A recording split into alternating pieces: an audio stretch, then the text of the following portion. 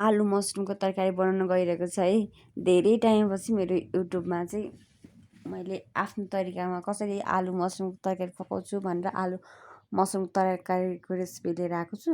सबै मान्छेको पकाउने तरिका चाहिँ आफ्नो आफ्नै हुन्छन् होइन। अब कसैलाई कस्तो मनपर्छ कसैलाई कस्तो मनपर्छ त्यही अनुसार पकाउने हो। म चाहिँ हजुरहरूलाई मेरो स्टाइलको मसरुम करीको तरकारी देखाउँछु है त।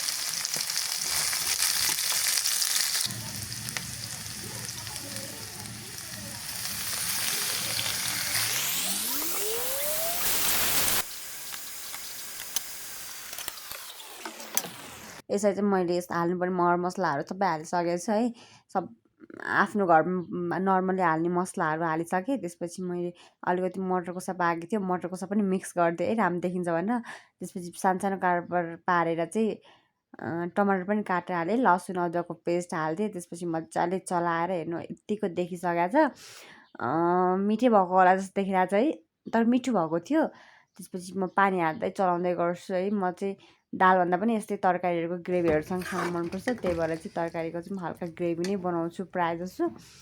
त्यसपछि यसरी अलिकति पानी हाल्दै चलाउँदै गर्दैछु मैले। फेरि अलिकति पानी हालेर मजाले उमालेर अनिखेरि चाहिँ यो चाहिँ अब रेडी हुन्छ।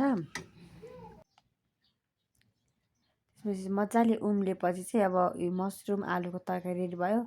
अब चाहिँ मैले चाहिँ यसलाई चाहिँ तातो तातो भात र सागसँग चाहिँ खान लगाएको छु। Thank you so much for watching.